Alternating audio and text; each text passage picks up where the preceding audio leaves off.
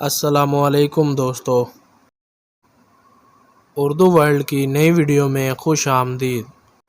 آج ہم بات کریں گے ایسی لڑکی کے بارے میں جو کہ اپنی زندگی کے بہت مشکل حالات سے گزر رہی تھی۔ دبلی پتلی ایک خاتون سے میری ملاقات ایک بس سٹاپ پر ہوئی تھی۔ انہوں نے مجھ سے ہسپتال کا ایڈریس پوچھا تھا۔ وہ کافی پریشان سی دکھائی دے رہی تھیں۔ ان کی بائیں جانب ایک نوجوان لڑکی کھڑی تھی۔ اس کی طرف اشارہ کرتے ہوئے انہوں نے بتایا کہ اس بچی کا ہسپتال سے چیک اپ کروانا ہے۔ اس کے ہاتھوں کی انگلیوں کے پٹھے کام نہیں کر رہے تھے۔ بیچاری بچی کافی تکلیف میں ہے۔ میں انہیں ہسپتال کا ایڈریس بتاتے بتاتے پوچھا، بیٹی کہ اس لڑکی سے آپ کا کیا رشتہ ہے؟ تو انہوں نے بتایا کہ یہ میری بیٹی ہے۔ میں نے کہا لیکن یہ آپ کی بیٹی تو نہیں لگتی، کیونکہ آپ کی اور اس کی عمر میں کوئی خاص فرق نظر نہیں آ رہا۔ میری اس بات کے جواب میں اس خاتون نے، جنہوں نے اپنا نام معصومہ بتایا تھا، کہا کہ یہ لڑکی میرے شوہر کی بیٹی ہے۔ چھوٹی سی عمر میں اس بچی کی والدہ فوت ہو گئی تھی، تو میری شادی اس کے باپ سے ہو گئی۔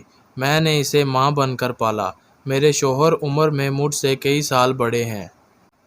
بڑھاپے اور بیماری کی وجہ سے وہ کہیں آ جا نہیں سکتے، لہٰذا میں ہی بچی کے علاج کے لیے ماری ماری پھر رہی ہوں۔ باتوں کے دوران وین آ چکی تھی۔ خدا حافظ کہہ کے وہ اس میں جا بیٹھیں اور اپنے پیچھے کئی سوال چھوڑ گئیں۔ جلدی میں ان کا فون نمبر یا ایڈریس بھی نہ لے سکا۔ اس خاتون سے اب شاید ہی ملاقات ہو۔ بہرحال بیچاری برے حالات کا شکار ہے۔ شاید زندگی اسی کا نام ہے۔ یہی سوچتے سوچتے میں اپنی منزل پر پہنچ چکا تھا۔ کئی دن اسی طرح ہی گزر گئے اور میں تقریباً اس خاتون کو بھول ہی چکا تھا کہ ایک دن اسی سٹاپ پر میری معصومہ سے اچانک ملاقات ہو گئی۔ ہمیں دیکھ کر وہ تقریباً بھاگتی ہوئی ہماری طرف بڑھی اور کہنے لگی، بھائی دیکھ لیں، خدا نے ہماری ملاقات کروا ہی دی۔ مجھے آپ سے ملنے کی بڑی خواہش تھی۔ خواہش تو مجھے بھی تھی، میں نے زیر لب دہرایا۔ آپ کچھ کہہ رہی تھیں، معصومہ نے سوال کیا۔ کچھ نہیں، آپ یہ بتائیں کہ آپ کی بیٹی کیسی ہے؟ بھائی کیا بتاؤں، کئی ہسپتالوں کے چکر لگا چکے ہیں، وہ ہماری بات ہی نہیں سنتے۔ سمجھ نہیں آ رہی کہ اب کیا کیا جائے۔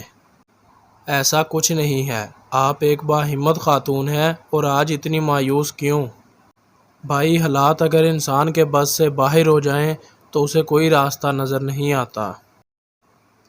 ارے نہیں، ایسا نہ کہو، میرے ایک جاننے والے ڈاکٹر ہیں، بیٹی کو ان کے پاس لے جانا، انشاءاللہ ٹھیک ہو جائے گی۔ میں نے اسے ڈاکٹر کا مقام اور نام بتایا۔ اور تمہارے شوہر کا کیا حال ہے؟ وہ پہلے جیسا ہی ہے؟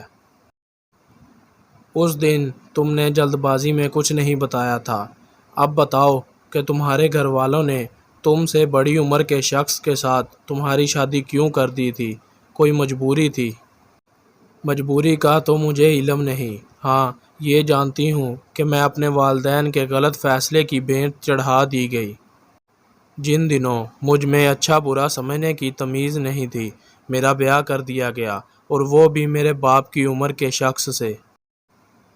تعجب ہے، آخر انہوں نے ایسا کیا دیکھا کہ یہ رشتہ کیا؟ معصومہ نے جواب دیا کہ انہوں نے رشتہ داروں میں میری شادی کرنے کو ترجیح دی۔ باقی اگر آپ یہ خیال کریں گے کہ وہ کوئی دولت مند شخص ہے، ایسا ہرگز نہیں ہے۔ معصومہ کی باتوں سے صاف معلوم ہو رہا تھا کہ وہ اس شادی سے خوش نہیں ہے۔ اپنے بڑوں کی بات کا مان رکھنے کے لیے وہ اسے نبھا رہی تھی۔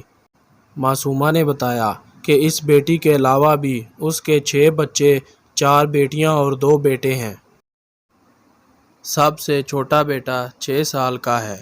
اس کا کہنا تھا کہ شوہر کی بیماری کے بعد وہ اپنے بھائیوں کے پاس چلی گئی تھی۔ ان کا اچھا خاصا کاروبار اور زمین جائیداد بھی ہے، لہٰذا انہوں نے ہمیں اپنے پاس رکھا ہوا ہے اور ہماری ہر ضرورت کا خیال رکھتے ہیں۔ بھائی تو بھائی ہیں، نہ جانے کب کوئی بات کر دیں، لہٰذا میں کام بھی کرتی ہوں، چونکہ میرے والدین زندہ ہیں۔ ان کے کہنے پر چھوٹا سا قطعہ اراضی مجھے دیا گیا ہے۔ اس کی دیکھ بھال میری ذمہ داری ہے۔ معصومہ کی ان باتوں کے جواب میں ہم نے اسے مشورہ دے ڈالا، تم یہ قطع اراضی اپنے نام کروا لو۔ تمہارے بچے چھوٹے ہیں، شوہر بیمار ہیں، کل کو تمہارے کام آئے گا۔ بھائی، آپ کی بات اپنی جگہ درست ہو سکتی ہے، لیکن میں ایسا نہیں کر سکتی۔ میں اپنے بھائیوں سے کسی قسم کا حصہ نہیں لے سکتی۔ میں نے تو ساری عمر اپنے بھائیوں سے ہی لے کر کھایا ہے، اور اگر آج تھوڑا بہت حصہ اپنے نام کروا لوں گی تو ان کی نظروں میں گر جاؤں گی۔ معصومہ کی دور اندیشی یا ہمت، بہرحال جو بھی ہو، اس سے ہم کافی حد تک متاثر تھے۔ اتنی باتوں اور کوششوں کے باوجود ابھی تک ہم اس کی بے جوڑ شادی میں ہی الجھے ہوئے تھے اور طرح طرح کے سوالوں سے اسے کھوجنے کی کوشش کر رہے تھے۔ ہم نے ایک بار پھر سے کھوج لگانے کی کوشش کر کے معصومہ سے سوال پوچھ ڈالا۔ تم ابھی تک میری باتوں سے یہ اندازہ لگا چکی ہوگی کہ میں تمہیں کسی مشکل میں نہیں ڈالوں گا، لیکن تم نے مجھے ایک مشکل میں ضرور ڈالا ہے جو تم مجھے بتانے میں ہچکچاہٹ محسوس کر رہی ہو۔ نہیں بھائی، آپ غلط سمجھ رہے ہیں۔ آپ کو کیسے سمجھاؤں کہ میں نے آپ سے کوئی بات نہیں چھپائی؟ یہ کہتے ہوئے اس کی آنکھوں میں آنسو جاری ہو چکے تھے، جنہیں چھپانے کے لیے اس نے اپنا منہ دوسری طرف کر لیا اور صرف اتنا بولی کہ میرے والدین کو ان کی غلطی کا احساس ہو چکا ہے کہ انہوں نے اپنی بیٹی کو غلط رسموں کی بھینٹ چڑھا دیا۔ اب وہ مجھ سے چھپ چھپ کر کہتے ہیں کہ ہم نے اپنے ہی ہاتھوں سے اپنی بیٹی کی زندگی تباہ کر دی۔ یہ بات کہہ کر معصومہ نے ہمارے مشکل حل کر دی تھی۔ ہم معصومہ کی ہمت اور استقامت کی داد دیے بغیر نہ رہ سکے۔ کتنے اعتماد کے ساتھ وہ رشتوں کے بوجھ بخوبی اٹھائے ہوئے زندگی کی گاڑی چلا رہی تھی۔